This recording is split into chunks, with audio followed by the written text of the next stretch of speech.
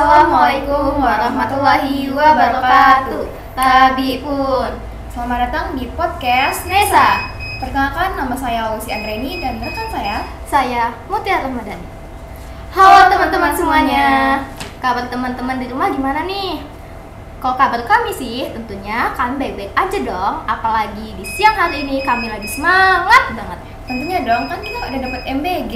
Ngomong-ngomong soal MBG ya Lus, teman-teman di rumah tahu nggak sih apa itu MBG? Sekiranya teman-teman di rumah kurang tahu dan kurang paham, yuk simak obrolan kami hari ini. Karena kita kali ini bakal kedatangan narasumber yang spesial banget terkait tentang makan bergizi gratis. Tamu spesial kita kali ini yaitu Ibu Sulistiani, Sarjana Pendidikan selaku PLT Kepala Sekolah SMK Negeri 1 Kota Bumi, dan Kakak Novel Wayul Kasim selaku Kepala SPPG Kelapa 72 Yayasan Sholawatul Falah. Assalamualaikum Ibu, Kakak, selamat datang di podcast Nesa. Terima kasih. Kabar Ibu sama Bapak, kabar Ibu sama Kakak hari ini gimana nih? Alhamdulillah, sehat ya kan apa ya? Puji Tuhan, luar biasa. Alhamdulillah, kami sehat. Semoga kedepannya sehat selalu ya Ibu, Kakak. Amin. Oh iya, Ibu, Kakak. Hari ini kami di sini nih ingin membahas terkait tentang MBG. Nah, sejujurnya kami sendiri di sini nih kurang paham terkait tentang program MBG ini. Mungkin teman-teman di rumah kurang paham terkait dengan program ini juga. Kak, boleh tolong dijelaskan apa sih sebenarnya program MBG ini? Oke, mungkin sebelumnya saya memperkenalkan diri kembali. Saya Novel Kasim, selaku Kepala SPPG Kelapa 72 Yayasan Sholawatul Falah. Kemudian saya sedikit disclaimer ya, mungkin saya hadir di sini saya tidak mewakili instansi BGN, Badan Gizi Nasional secara resmi. Hanya saja mungkin saya hadir untuk menjawab mungkin rasa penasaran dari adik-adik dan juga pihak sekolah tentang MBG. Kemudian tadi pertanyaan tentang apa itu MBG. Oke, pertama kita kalau mau belajar MBG berarti kita harus tahu dulu MBG itu kepanjangannya apa sih? Mungkin adik-adik udah tahu belum? Makan bergizi. Makan bergizi gratis ya. Jadi ini adalah program Bapak Presiden. Tujuan utama dari MBG adalah pertama menurunkan angka stunting. Kemudian kedua menurunkan angka anemia pada remaja putri. Nah, kalian-kalian ini nih. Kenapa? Karena pertama, kita bahas tentang stunting. Stunting itu kebanyakan diturunkan oleh orang tua, terutama dari pihak perempuan ya. Itu mereka yang mengidap anemia, kekurangan darah. Efek berlanjutnya adalah begitu mereka hamil dan mengandung, anak yang dilahirkan kemungkinan besar akan stunting. Kemudian selain daripada itu, kita juga program MBG diusulkan juga dijalankan untuk menuntaskan malnutrisi pada anak-anak sekolah. Walaupun mungkin kita pemberiannya hanya pada makan siang ataupun pada makan pagi. Kemudian selain bicara pada tujuan utamanya, diharapkan program MBG ini juga bisa menghidupkan perputaran ekonomi pada tingkat terendah. Dengan apa? Dengan cara apa? Dengan cara meningkatkan tingkat konsumsi bahan makanan yang ada di area sekitar dari dapur dan juga area sekitar dari sekolah. Sekarang kita misalnya contoh nih, saya kasih contoh dapur saya SPPG yang kakak pimpin itu sekarang kita berjalan di sekitar 3.100 penerima manfaat. Banyak ya? Banyak. Kemudian artinya bahan bakunya saja sudah sangat terlihat banyak, terutama beras sebagai bahan baku karbohidrat utama ya. Itu kita beras bisa di sekitar 200 sampai dengan 250 kilo per hari. Artinya akan ada berapa banyak nih petani yang bisa menyalurkan hasil panennya ke dapur-dapur yang ada di sekitar lingkungannya. Jadi sehingga dapur ini bisa menyerap hasil panen. Ini baru kita bicara beras, belum sayur, belum lauk pauk dan lain sebagainya. Tentu diharapkan ini bisa menghidupkan ekonomi di tingkat paling rendah. Kemudian satu dapur, kita kalau bicara satu dapur atau SPPG itu kita punya 47 relawan. 47 relawan. Jadi adik-adik bayangkan dengan satu dapur saja sudah bisa menyediakan lapangan kerja sebanyak 47. Artinya sekitar kalau kita anggaplah 47 kepala keluarga, artinya 47 rumah yang bisa dihidupkan melalui program MBG. Itu baru satu dapur. Ini baru yang relawannya saja. Belum kepala dapurnya, belum nanti ahli gizinya, belum nanti akuntannya. Artinya program ini bisa menyerap banyak sarjana muda terutama di bidang akuntan dan juga ahli gizi. gizi. Kemudian menyerap tenaga kerja di lingkungan sekitar. Mungkin saya rasa gambaran secara sekilas tentang MBG itu. Oh ya Kak, ternyata banyak banget ya Kak ya manfaat dan tujuannya dari program MBG ini, selain untuk para pelajar, untuk para masyarakat seperti petani yang menyuplai beras atau sayur-sayuran juga masuk ya Kak ya. Iya, Terus, benar-benar. bagaimana sih Kak program ini nih bisa sampai di sekolah kami SMK Negeri 1 Kota Bumi? Berarti kita bicara secara prosedural nih ya. Iya. Kalau kita bicara berarti mungkin sedikit ya saya bicarakan. Saya dari SPPG itu pertama yang harus kami lakukan adalah tahu dulu nih sasaran kami siapa saja. Berarti sebelum kami beroperasional kami sudah mendata baik dari pihak sekolah dan mungkin salah satunya dari dapur SPPG. Kelapa 72 adalah SMK Negeri 1 ini sendiri Yang paling dekat ya, yang paling dekat dengan dapur kami. Kemudian kedepannya kami juga akan mendata B3, Bu Sui, Bu Hamil dan Balita. Nah, kemudian setelah kami punya data penerima manfaat, kami membuat proposal pengajuan dana bahwasannya dapur kami dengan penerima manfaat segini membutuhkan dana segini. Nah, itu kita pengajuan ke pusat, begitu dana turun, kita sudah mulai bisa operasional. Nah, prosedur operasional itu dimulai dari pembelian bahan makanan. Tentunya nanti kita punya di dapur, kita punya ahli gizi ya. Nah, ahli gizi ini dia menentukan menunya apa, kemudian dia yang mengukur bahan baku yang dibutuhkan berapa. Begitu sudah ahli gizi sudah menentukan menunya apa dan bahan baku yang dibutuhkan berapa, maka langkah selanjutnya adalah kita belanja. Kita belanja ke supplier, kita butuh berasnya berapa, butuh sayuran dan sebagainya berapa kilo. Kemudian barang yang sudah datang di dapur kita cek kualitasnya, terus masuk ke proses persiapan. Jadi yang disiapkan apa? Disiapkan bahan-bahannya, terutama untuk bahan-bahan mentah ya, seperti mungkin ayam, ikan, sayuran itu kan perlu kita siapkan untuk dipotong dan sebagainya ya. Nah, kemudian kalau tim persiapan ini sudah bekerja, kemudian langkah selanjutnya adalah pengolahan bahan makanan, atau ya kalau kita bahasa rumahnya kita sebut memasak lah. Mulai memasak nih sesuai dengan dari arahan dari ahli gizi tadi, kita menunya apa, mereka masak. Kemudian selanjutnya adalah masuk ke pemorsian. Pemorsian ini nanti seluruhnya ditakar, gramasinya disesuaikan dengan perhitungan oleh ahli gizi. Kemudian diporsi sebanyak berapa banyak PM-nya. Kalau di dapur saya berarti sekitar 3.100 PM. Kemudian makanan yang sudah di packing, sudah diporsi, dipastikan memang sudah aman untuk ditutup omprengnya nih, karena kan itu tidak boleh dalam suhu panas ya. Oh gitu ya. Seminim-minimnya makanan itu adalah 35 derajat. Itu baru boleh dia dimasukkan ke dalam ompreng dan ditutup. Karena kita jujur, kalau kita memaksakan makanan itu dalam kondisi panas, kemungkinan terbesar adalah basi. Basi ya, Dia akan cepat basi. Iya. Jadi tadi suhu kita udah kontrol, kemudian sudah siap, omprengnya disatukan, kemudian siap untuk didistribusikan ke masing-masing sekolah. Sampailah makanan itu di sekolah masing-masing. Iya betul. Nah, itu cukup panjang ya Kak ya. Cukup panjang. Perjalanannya. Ini hanya sampai gambaran sekolah. umumnya, benar. Iya. Kira-kira berapa sekolah nih Kak yang sudah menerima dan merasakan manfaat dari MBG ini?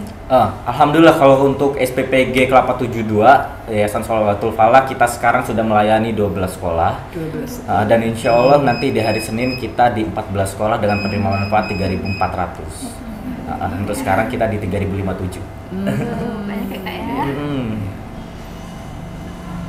Dan jumlah penerima manfaat ini kira-kira ada berapa Kak? Sekarang kita penerima manfaat 3.057, cuma nanti di Senin di periode selanjutnya insya Allah kita naik di 3.470-an penerima manfaat. Yang ini baru anak sekolah ya, belum nanti B3-nya kalau sudah bertambah. Iya.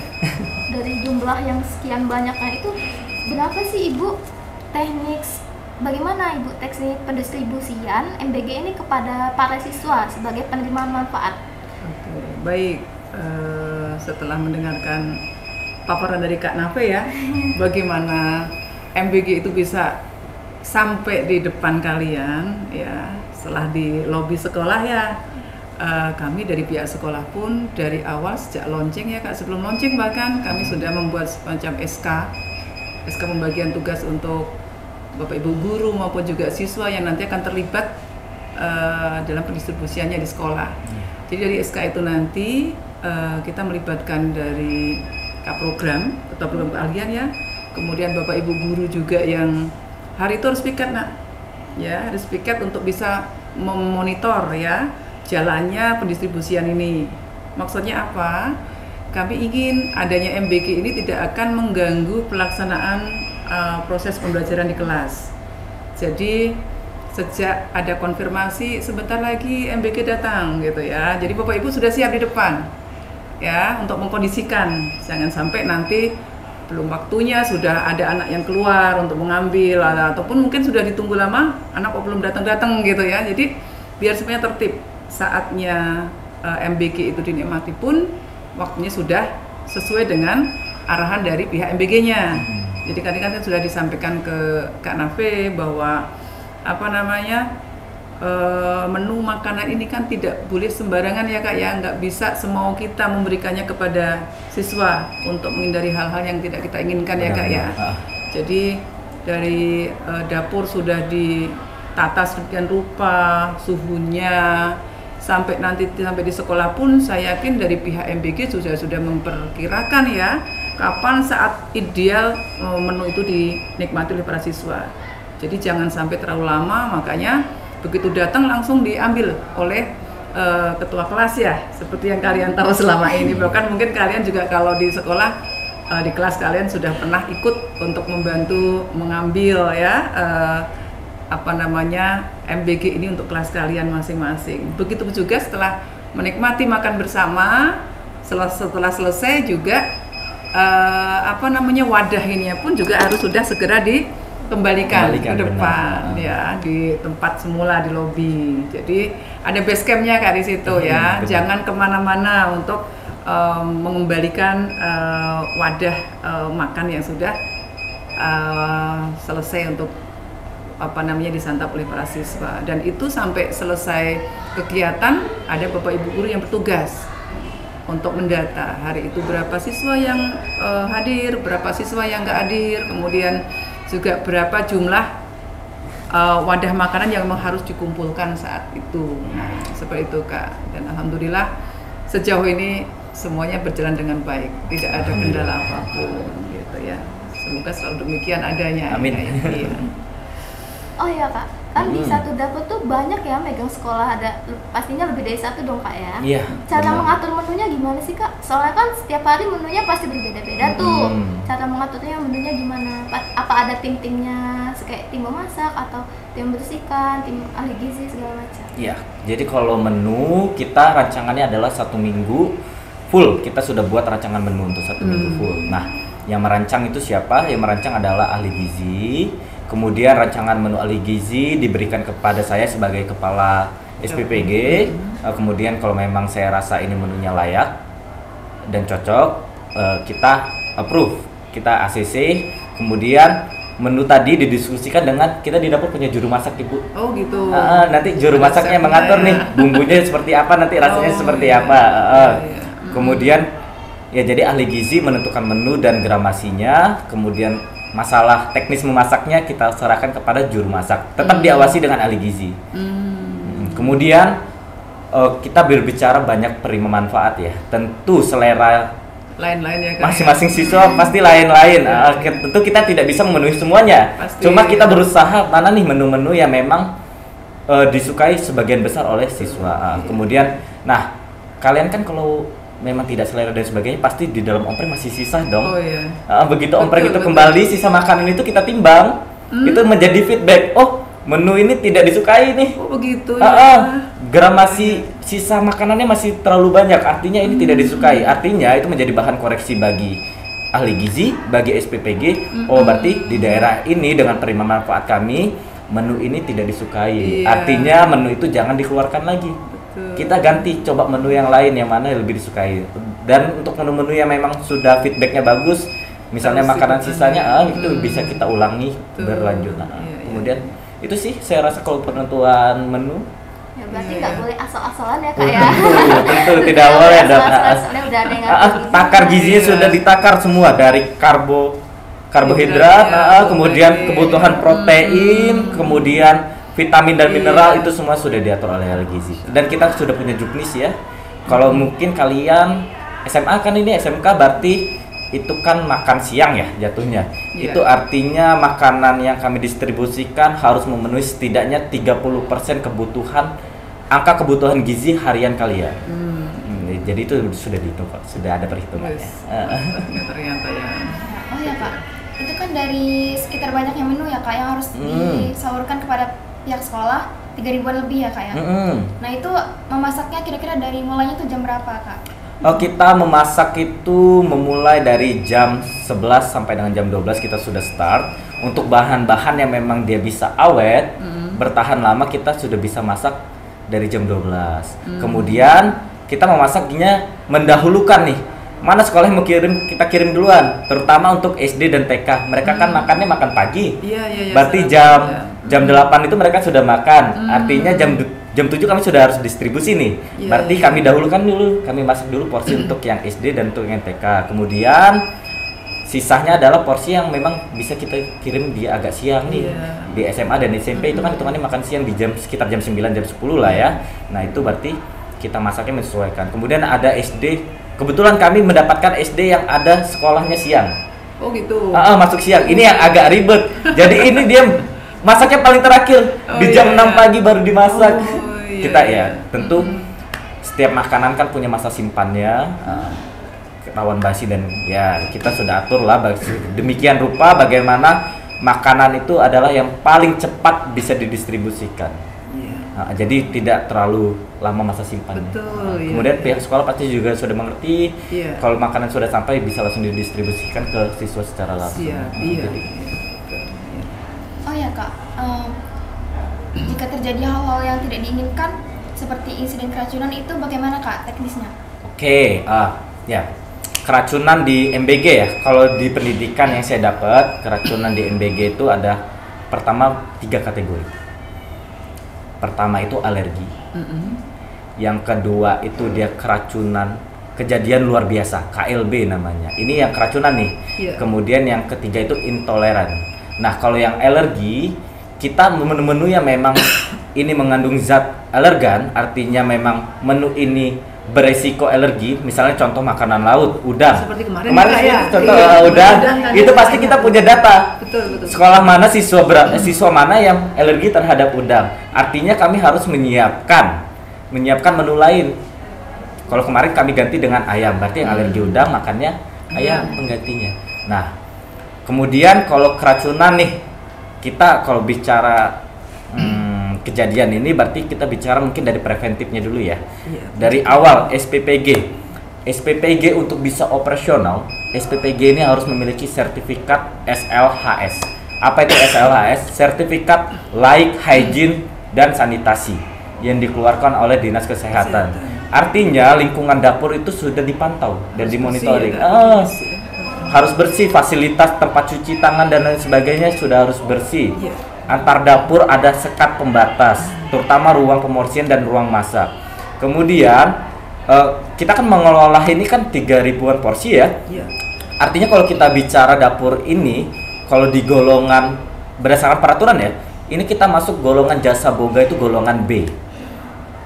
Golongan B yang melayani lebih dari 700 porsi setiap harinya. Nah, menjadi syarat dari golongan B ini adalah pekerja atau relawan di dapur itu mereka harus punya sertifikat penjamah makanan.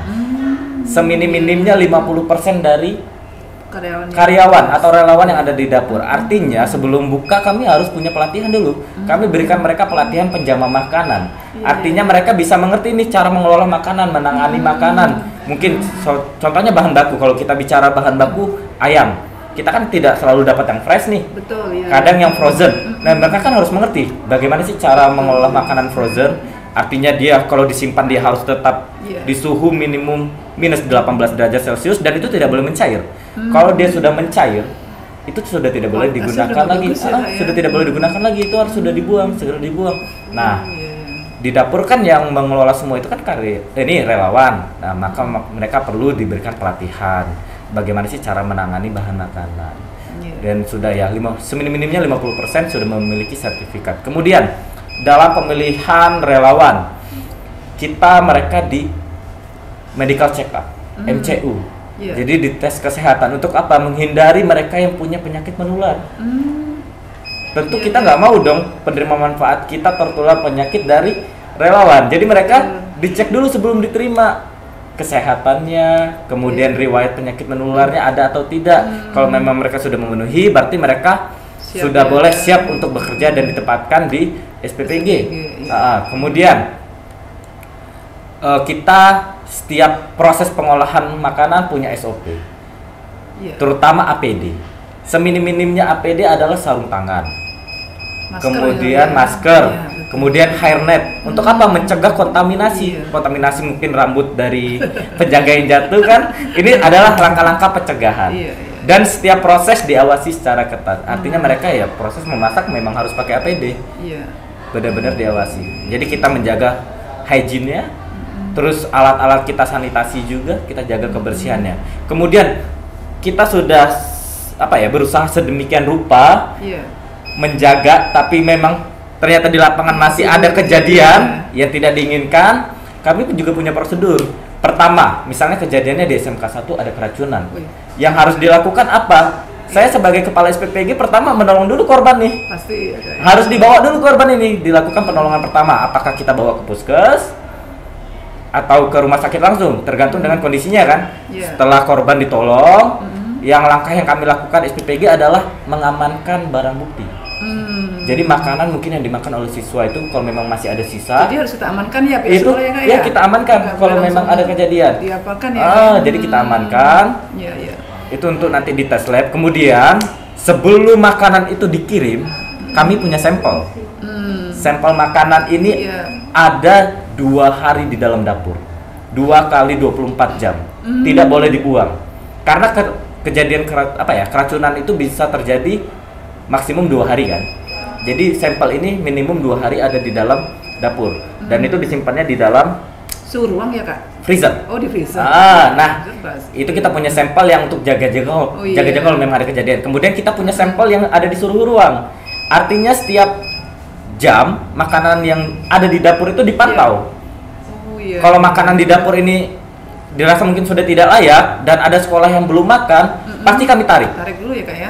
Karena ya ini menjadi menjadi parameter lah makanan yang disuruh uang yang di dalam dapur. Nah, ini kan bentuk pencegahan. Kemudian kalau memang tadi kejadian, sampel yang sudah dimakan kami ambil, sampel yang di dapur juga kami ambil, kami serahkan kepada BPOM. Oh, gitu. Iya, badan ya, Kak ya. diteliti Periksa ya. apakah memang Ada penyebabnya kandungannya. ini adalah makanan dari MBG, apakah kandungan yang menyebabkan dan sebagainya. Iya. Itu kan tentu menjadi evaluasi. Nah, tentu prosesnya cukup panjang ya. Jadi nanti Luar biasa. sampai hasil uji lab BPOM keluar, kita tidak boleh mengeluarkan statement apapun. Gitu ya. Jadi kita tidak bisa mendiagnosis lah memang keracunannya apakah dari MBG atau dan sebagainya. Karena bisa jadi anak sekolah juga jajan di luar. Pasti, Kak, iya.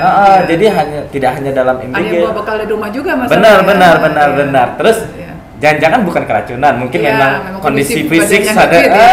Oke. kondisi badan yang tidak fit. Iya. Cuma kalau memang sampai kejadian ya tadi proses cukup panjang dari pengambilan sampel, pemeriksaan BPOM, dan kalau memang terbukti SPPG-nya bersalah, tentu ada proses dari BGN. Gitu ya. Apakah memang nanti SPPG ini harus terpaksa ditutup atau dia lakukan evaluasi lagi? Iya. Berarti dalam satu porsi itu tentunya benar-benar aman banget ya, Kak ya. Dipastikan aman. Aman. Cuma ya kalau kita Steril, bicara ya. di lapangan, Iya. setiap kemungkinan bisa terjadi. Cuma kita menjaga hal yang terbaik lah, dipastikan. Sebenarnya boleh nggak sih, Kak, kalau misalnya kita kayak request besok menunya ini, Nah, menunya itu? Boleh. Biasanya mereka pakai surat itu. Oh, Iya, iya. mereka Boleh nanti request. kita sampaikan lah ya. Cuma belum tentu kami turutin kan. mungkin minggu depannya baru kami bisa Oh, turutin. iya. Karena jujur kalau menu kita sudah sedia untuk 1 minggu. Jadi kalau requestnya Senin ya nggak mungkin diturutin di Jumat Iya. atau di Rabu Minggu kan. depan ya, Kak, ya. Karena memang kita sudah belanja kan di minggu itu kan. Jadi mungkin di minggu depan baru bisa dikeluarkan. Kemudian mungkin ya sedikit pembahasan nih. Iya. Kadang anak-anak ini request susu, Bu. Oh iya. Susunya mereka minta yang berasa. Itu kan sebenarnya. Iya, kenapa ya Kak? Rata-rata kan susu yang ini ya, yang Full cream. tawar ya. Oh, Cream ya. ya. Jadi sebenarnya kenapa kita memilih susu full cream? Karena kandungan gulanya paling sedikit. Iya. Iya. Jadi Paling kita aman ya, ya. menghindari. Jadi apa ya?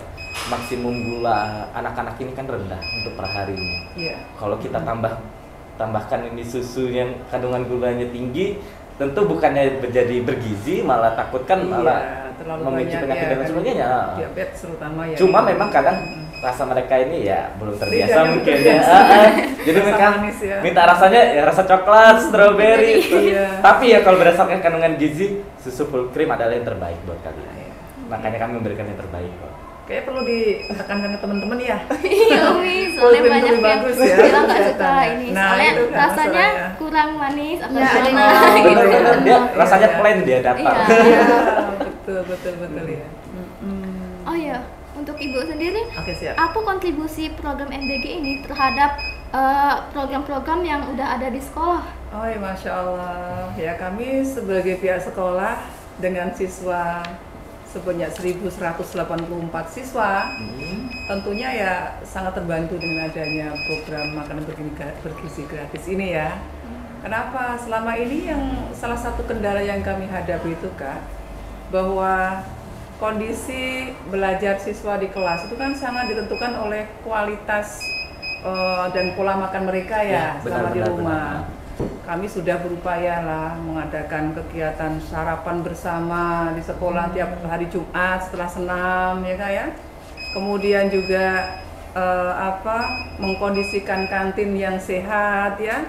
Kemudian memberikan sosialisasi, pemahaman agar mereka tuh selalu makan dengan pola makan yang bagus, yang sehat. Tapi nyatanya kan tidak semudah itu, banyak keterbatasan juga ya. Benar. Dari rumah mungkin orang tuanya repot ya, belum sempat membuat sarapan untuk dibawa ke sekolah. Kemudian yang rumahnya jauh-jauh nih banyak yang dari daerah luar kota Bumi ini ya, terutama pagi-pagi jam 5:30 sudah mulai harus nunggu di pinggir jalan dengan transportasi yang sangat terbatas gitu kan. Itu sangat menjadi kendala buat anak-anak kita. Nah, dengan adanya MBG alhamdulillah anak-anak sudah semakin kondusif untuk bisa kita lihat ya, kondisi fisiknya pun juga lebih bersemangat tentunya, kondisi kesehatannya juga lebih terbantu di situ. Dan tentunya ini memang sangat relate dengan program-program yang dilaksanakan di sekolah, karena kita pun di sini sudah dilaksanakan sekolah siaga kependudukan di SMK Negeri 1 Kota Bumi. Jadi bagaimana para siswa kita ini ya yang sudah kita didik dari kelas 10, 11, 12 nantinya ketika sudah lulus itu mereka bisa mendapatkan satu pemahaman yang baik tentang perencanaan masa depan mereka Kak ya. Jadi dalam hal pola makan, kemudian juga pola pergaulan, kemudian pemahaman tentang reproduksi yang sehat ya, kemudian tentang perencanaan bagaimana mereka membuat satu rumah tangga atau keluarga yang baik ya. Jadi siap-siap mereka itu sudah bisa nantinya menjadi pionir ataupun juga menjadi aset kita untuk bisa menciptakan generasi emas 2045. Satunya melalui MBG ini dan kami sangat support sekali. Lagi pula kan di sekolah juga ada selama ini kita jalankan sejak kita menerapkan kurikulum merdeka ya, adanya pembiasaan 7 kebiasaan anak Indonesia hebat. Ya, di situ ada 7 kebiasaan yang harus kita tanamkan ke anak-anak ini dalam rangka untuk menciptakan generasi emas tadi, Kanape ya. Apakah nak masih ingat ya? 1 bangun pagi ya kan. 2 beribadah. 3 berolahraga, kemudian makan yang bergizi. Nah, disinilah MBG sangat berperan karena mungkin dari faktor siswa maupun orang tua sendiri pun belum tentu paham yang bergizi itu yang seperti apa, porsinya seberapa gitu ya. Jadi ketika ada MBG mungkin dengan pola atau menu makanan yang bisa kita lihat ya kan ya. Nah, di sini ada karbohidratnya, ada nasi, kemudian lauknya ada ayam. Protein hewani kita protein hewani. Hari ini kita protein nabati. Protein nabatinya kita tempe, kemudian mineralnya kita ikan ambil. tuna ya ini ya. Tuna. Iya, ikan tuna, terus sayurnya ada labu siam dan buahnya ada pisang. Nah, ini kan bisa menjadi pembelajaran untuk para siswa juga, tanpa harus kami berikan panjang lebar, tapi langsung mereka lihat ini loh porsi yang harus mereka santap sehari-hari lengkap dengan berbagai macam kebutuhan gizi yang harus mereka konsumsi setiap hari. Mungkin seperti itu. Jadi kami sangat berterima kasih sekali dengan adanya program MBG ini. Harapannya aja anak-anak suka, jangan sudah dikasih MBG ternyata ada komplain bahwa menunya kurang pas atau mungkin kurang sesuai dengan keinginan mereka gitu ya. Tapi tentunya kadang-kadang memang kita mendapatkan ini ya Kak ya, satu kenyataan makanan yang sehat itu nggak selalu seiring dengan selera benar. Tapi ya anak-anak juga harus berpikir bahwa untuk sehat itu nggak harus selalu sama dengan selera makan yang ada di lidah kita. Yang penting bermanfaat untuk badan kita, meskipun di lidah kurang nikmat ya, tapi kalau kesadarannya bahwa makan sehat itu benar-benar akan memberikan efek yang sangat dahsyat untuk kesehatan badan kita, ya ayo kita kembali ke pola makan yang sehat gitu ya. Kasih tahu ke kawan-kawan nanti, moga-moga podcast ini pun saya juga berharap bisa memberikan pencerahan kepada para siswa dan juga para orang tua, para wali siswa ya, untuk bisa bersama-sama memberikan pelayanan terbaik untuk putra-putri kita, baik di rumah maupun juga ketika berada di sekolah. Jadi nantinya mereka bisa maksimal belajar di sekolah dalam kondisi yang prima, kondisi yang nyaman, akhirnya bisa berprestasi yang maksimal. Mungkin itu ya. Ya, kami sebagai para pelajar juga sih merasa terbantu dengan merasakan manfaatnya gitu. Pasti ya. Apalagi menunya dari awal sampai sekarang masih enak-enak banget. Oh gitu ya. Masih diterima dengan baik.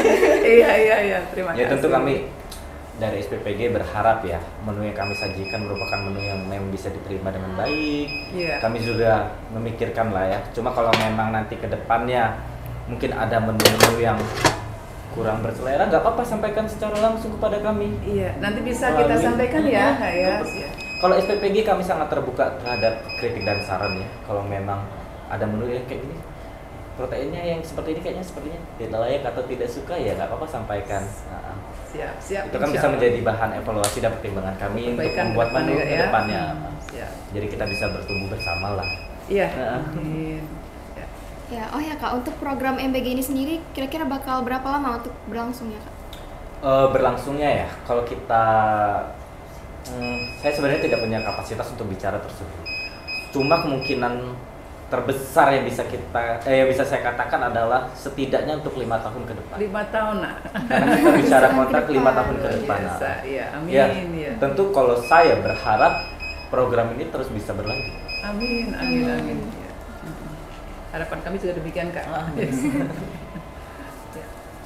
Nah, jadi itu dia teman-teman informasi seputar makan bergizi gratis yang telah disampaikan oleh narasumber kita pada hari ini. Seru banget ya Luz, hari ini kita jadi dapat informasi baru terkait tentang MBG yang mungkin tadinya kita sendiri kurang paham, sekarang menjadi lebih paham. Tentunya dong. Mungkin cukup sampai di sini saja podcast kita hari ini. Terima kasih Ibu Sus dan Kakak. Terima kasih Kak Nafi yang telah menyempatkan diri untuk hadir di podcast kita hari ini. Saya Lucy Anggraini dan saya Mutia Ramadhani pamit undur diri. Wassalamualaikum warahmatullahi wabarakatuh. Waalaikumsalam. See you di podcast selanjutnya teman-teman.